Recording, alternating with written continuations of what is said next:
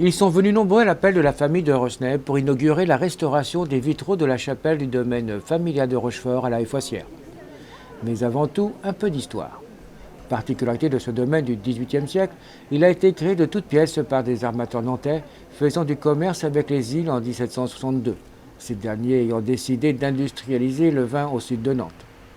Le temps faisant son œuvre, il est impératif de restaurer la maison, mais aussi la chapelle. Alors cette chapelle est une chapelle qui a été construite par la famille, on voit les armes de la famille, donc c'est mes arrière-grands-parents la Pénissière qui ont construit cette chapelle en 1000. Alors on se posait la question précisément de la construction. Grâce aux signatures sur les vitraux, on a su que ces vitraux avaient été déposés dans la chapelle entre 1882 et 1890, donc on avait un premier intervalle. Et grâce à une lettre que j'ai retrouvée il n'y a pas longtemps dans la maison, on a identifié le fait dans ce courrier un peu historique, il date de 1870, que en fait c'était l'architecte Méchineau qui avait été commandité, missionné pour construire cette chapelle. En faisant des recherches, on s'est rendu compte que l'architecte Méchineau était mort en 1885, et donc maître verrier 1882, architecte Méchineau 1885, ça nous a donné un créneau de 3 ans, donc on est certain maintenant que cette chapelle a été construite pendant cette période. Récemment acquis par succession, lorsque les nouveaux propriétaires sont arrivés, la chapelle n'était pas tout à fait dans cet état. Exact, en fait la chapelle était entourée d'arbres et malheureusement un certain nombre de branches d'arbres rentraient dans la chapelle et avec un certain nombre de vitraux, d'où la restauration.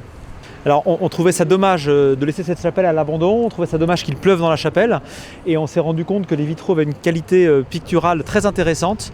Donc on s'est donc fait conseiller auprès de différents maîtres verriers. On a trouvé Éric Boucher qui est maître verrier à Durtal et qui nous a effectivement conforté dans le fait que ces vitraux avaient une vraie richesse picturale, architecturale, et qu'il était vraiment nécessaire et urgent de les restaurer. Et donc grâce à son aide et grâce à l'aide d'un mécène, on a pu les restaurer au dernier trimestre de l'année dernière. Restauration donc des vitraux au niveau peinture, voire remplacement des pièces manquantes. Travail nécessaire pour redonner de l'éclat à ces vitraux de grande qualité. C'est des vitraux vraiment exceptionnels, de très très beaux vitraux. Qu'est-ce qu'ils ont justement d'exceptionnel ? C'est par leur technique de travail. Le travail qui a été fait sur ces vitraux-là, de peinture, de traitement de la matière, de travail du verre, est vraiment exceptionnel pour ces très très beaux vitraux 19e. Alors justement, on parle 19e, parlons un petit peu histoire. Savez-vous d'où ils viennent et qui sont-ils ? Donc ils ont été faits par un maître verrier Meuret, qui est de Nantes, qui a été réalisé au 19e, vers 1850-55. Voilà. Et donc c'est des vitraux représentant l'histoire de la famille. Alors en quelques mots, cette histoire de la famille, qu'est-ce que les vitraux peuvent raconter ? Peuvent raconter l'histoire religieuse au niveau des saints, des personnages, voilà, par rapport, là il y a Sainte Élisabeth, qui faisait partie de la famille, de la construction de la chapelle. Vous en faites régulièrement souvent, ce genre de restauration ? Oui, tout à fait, on restaure des vitraux dans tout le Grand Ouest.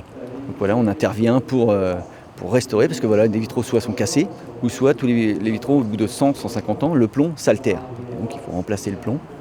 Et dans 100-150 ans, une autre personne, comme nous, ira déposer les vitraux et restaurera aussi à son tour. Alors, quel sentiment ça fait de pouvoir restaurer tout ça et de le voir quasiment à neuf ? C'est toujours une satisfaction, on prend un très grand plaisir, aussi voir ce qu'ont fait les anciens, ce qui a été fait à l'époque, la technique utilisée, comment ils utilisaient, ce qu'ils ont pu faire, tout ça c'est intéressant, savoir que quelqu'un d'autre a peint ces vitraux-là, les a pensés, c'est vraiment intéressant, c'est tout ce qui fait la richesse de notre métier, et savoir aussi qu'on peut le perpétuer, on peut continuer.